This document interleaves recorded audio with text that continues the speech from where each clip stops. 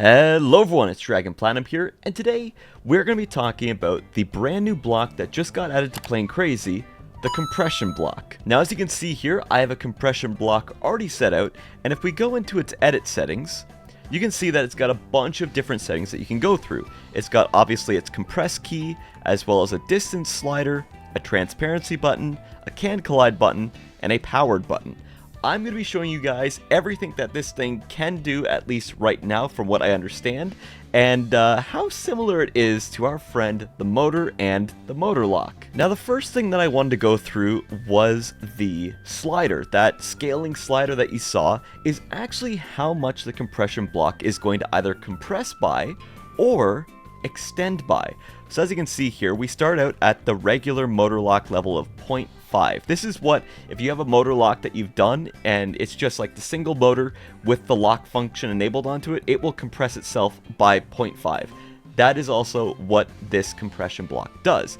However, you can see if I scale it by 0.5, we go up in sort of like a nice little slope here, all the way to distance 0, and this basically makes the compression block act like a block. It is pretty much the same exact size as just your regular standard block. And then if we continue to scale it by 0.5, you can scale it all the way up to a distance of 1, which is almost 2 blocks in height. If I back out of this and I can show you, I probably should have put this on the example, but we'll just add it in post, that's fine. So as you can see, now that I have the blocks standing side by side it, you can see that the compression block is pretty much the same height as the regular block. I think it is. I can't really see super well. Let me see if I can... Oh, yeah, it seems to be the exact height of one block, which is pretty interesting. And as you can see over here, if we look at our 2-block high structure, or our compression block that is a distance of 1, it is the size of 2 blocks. I should also say that the compression block here is a distance of 0, which is kind of weird that a distance of 0 means that it's 1 block in height, but it makes sense because it does. Trust me, it just makes sense. Once you get used to it, it'll make sense. Now obviously I already have talked a little bit about motorlocking, and if you're familiar with the game or with motorlocking in general or more advanced building, and if you're not, if you don't know what I'm talking about when I say motorlocking, I will leave a link in the description, as well as probably the pinned comment on a tutorial on how to motorlock in Playing Crazy. Basically, it allows you just to build better and more complex things, make things look more detailed, and it's honestly a very integral part of the game. But I want to show you guys that compression blocks work similar, pretty much similar to Motorlock blocks. Now, as you can see here, I've got my compression blocks. They are all at negative 0.5, and I've got my motors that are all locked. And if we hop back in, start up our build here, you can see that it turns them pretty much into the same exact size. So as you can see, obviously the motors and the compression blocks work pretty darn similar to each other, at least when the compression blocks are on that 0.5 setting. However, there is a few extra things, if you would have noticed earlier, that the compression blocks can do that the motors cannot. Okay, so I just had to quickly adjust a few things, but I wanted to show you the different variations that you can get of your compression blocks. So as you can see here, I have the transparency settings off and the can collide settings on. This means that if I run into the block, it's visible and I'm going to hit it. I'm going to run into it. Now if we check out this one here, transparency is off still, so I can still see the block, and can collide is also off, which that means I can actually walk through the block. Now this one here, transparency is on, and collision is also on. So the block is invisible, but I can actually walk into it. Now, it only turns semi-visible when you walk close to it, but if you back away, it eventually does go invisible. And then this final one has the transparency on and the collision off. This means that the block is actually here, but I cannot see it, and I cannot collide with it. And if I actually go and turn the anchor blocks off really quickly, let me just turn these off. You can see that I can actually...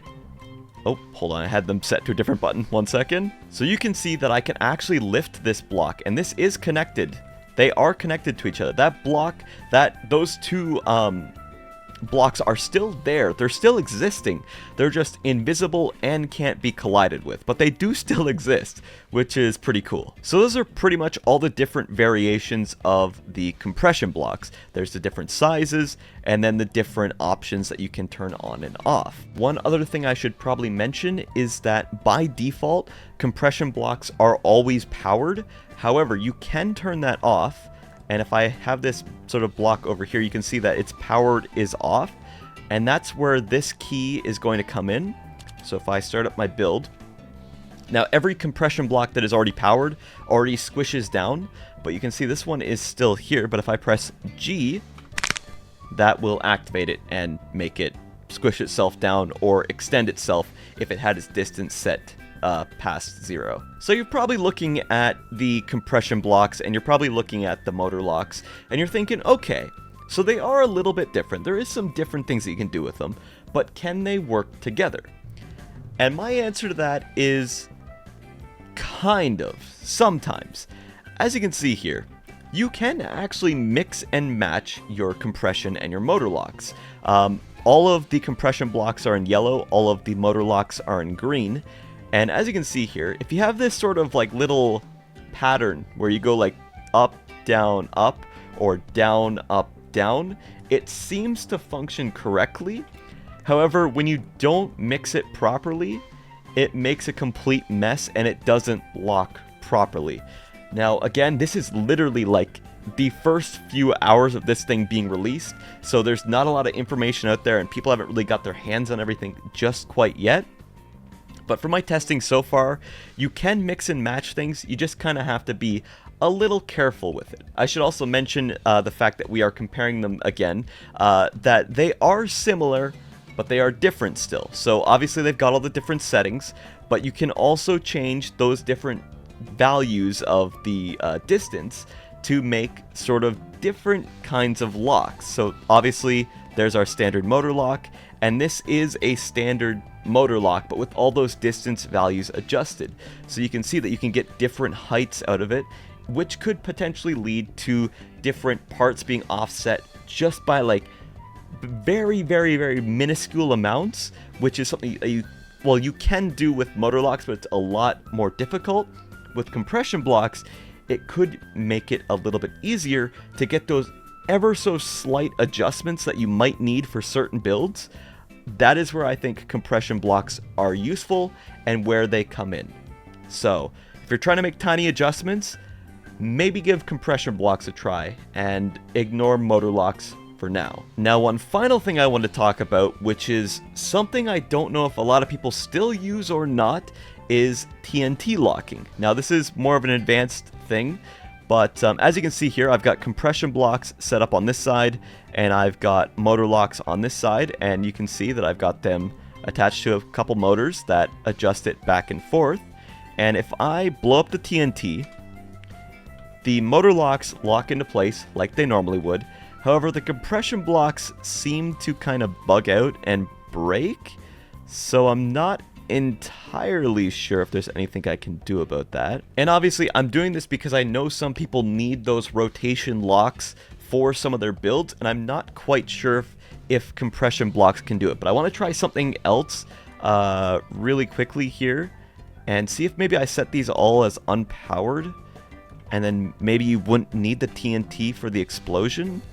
Potentially? I don't know. I'm going to test that out. Okay, so I've removed the TNT, but I've unpowered everything. So now if I just do this... Oh! Okay. So maybe you can do rotation locking without TNT. Now, you would just need a button. Interesting. Okay. That might need to be played around with a little bit more. Again, this is brand new block. Still a lot of stuff to do. I did get a chance to test it ahead of time, but I didn't get to do a ton of testing. And so I spent like a couple hours setting this up, and I was doing a bunch of testing ahead of time.